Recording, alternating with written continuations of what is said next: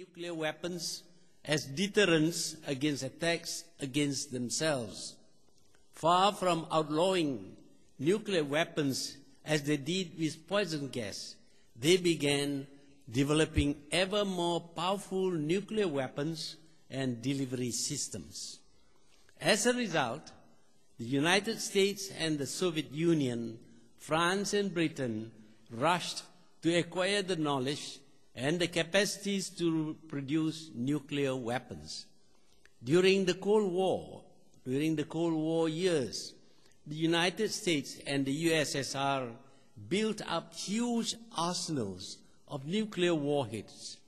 Between them, there were more than 20,000 nuclear warheads sufficient to destroy the whole world many times over. China, France, and Britain also have huge arsenals of nuclear weapons. Germany and Japan are not allowed to possess nuclear weapons, but Israel, India, and Pakistan have nuclear capabilities. There seems to be some basis for the idea of nuclear deterrence. Although the United States appeared ready to use nuclear weapons during the Cuban crisis, in the end it decided to compromise by removing its nuclear missiles in Turkey, which was obviously threatening Russia. It was fortunate that both the leaders of these two nuclear powers came to their senses in time. Otherwise, the world would have been devastated by nuclear weapons in the arsenals of these two powers. We cannot afford to have this kind of brinkmanship. We cannot live in fear of one or two persons destroying this world and its 6.5 billion people. We cannot allow our civilization to be terminated by some crazy precedent.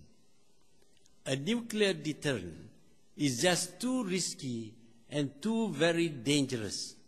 Maybe it was this thought that prompted the idea of nuclear disarmament and non-proliferation. But all these international resolutions were non-starters because the big nuclear powers blatantly ignored them. As a result, we see other countries developing their own nuclear weapons. There is much ado about these countries having nuclear weapons. These countries would be mad to use the few primitive nuclear weapons that they have. Should they do so, the powerful nuclear countries would wipe out these countries from the surface of this earth. The real danger is still from the rich and powerful nuclear powers. It is they who must reduce and finally eliminate their nuclear weapons if they want to have the moral ground to enforce the Non-Proliferation Treaty. Unfortunately, these great nuclear powers are still developing, testing, and producing more nuclear weapons. They talk of safe nuclear bombs, of small nuclear bombs, and tactical nuclear bombs. Already they are using depleted uranium in their bombs and missiles, which are causing diseases like cancer to spread among hundreds and thousands who had survived their attacks. But they are not stopping there. They have developed bombs to penetrate deep into the ground so that bomb shelters buried deep in the ground would provide no protection. New weapons are being developed as the industrialists see profits in the research and development of new weapons. In this, their military has cooperated and played a big role as they would be the only organization to need and use the new weapons. The industrialists not only produce sophisticated new weapons, but they invariably follow up with the defenses against the weapons they have developed. Nations, rich and poor, have been forced to buy and equip their armed forces with these offensive and defensive weapons or systems. After this, the industrialists would come up with a new weapon that could penetrate the defense system they had sold previously.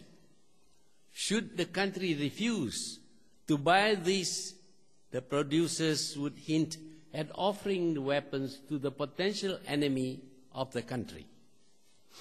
Fearing the enemy would possess the weapons which could penetrate its defense, the country would be forced to acquire the new weapon. Then the industrialists would come up with a new defense system against the weapon they had just sold. Again, the buyer would be forced to buy this defense system. And so this would go on endlessly. The industrialists would wax rich even if the weapons would not be used. This is not my imagination. It is happening now, even in Malaysia.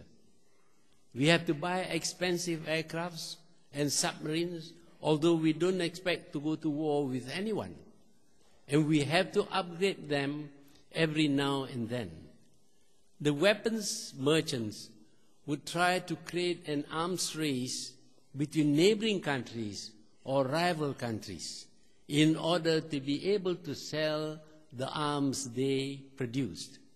The arms race would create fear and tension between countries, yet fearing mutual destruction, few of these countries would go to war with each other.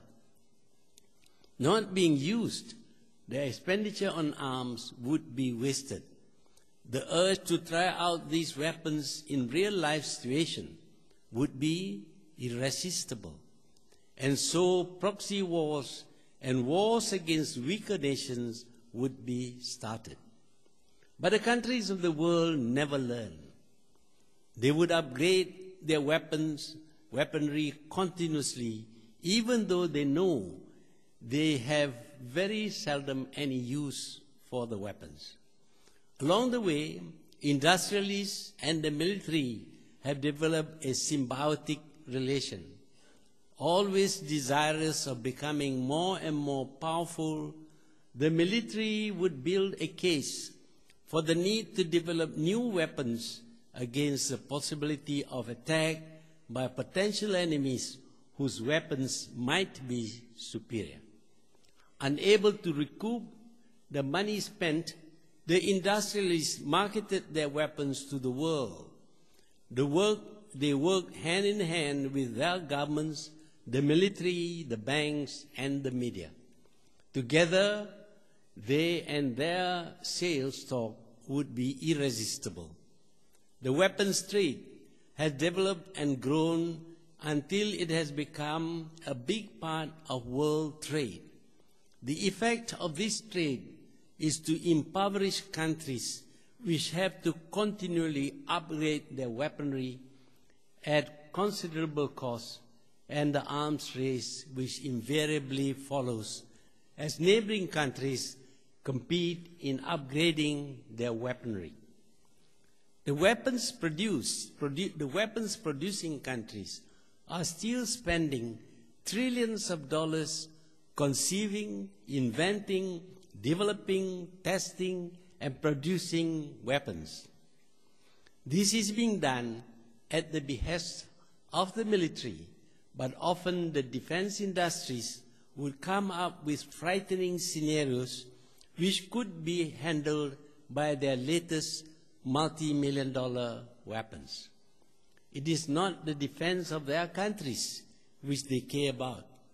It is the money to be made. Any new scientific discoveries would be thoroughly studied for use in weapons. Thus, firecrackers, noxious gases, bacteria, chemicals, metal alloys, new metals, lasers, radio waves, electrical and electronic devices, composite material, carbon fibers, and just about anything would be examined, analyzed, studied, tested for applications in weapons to make the killing of people more efficient.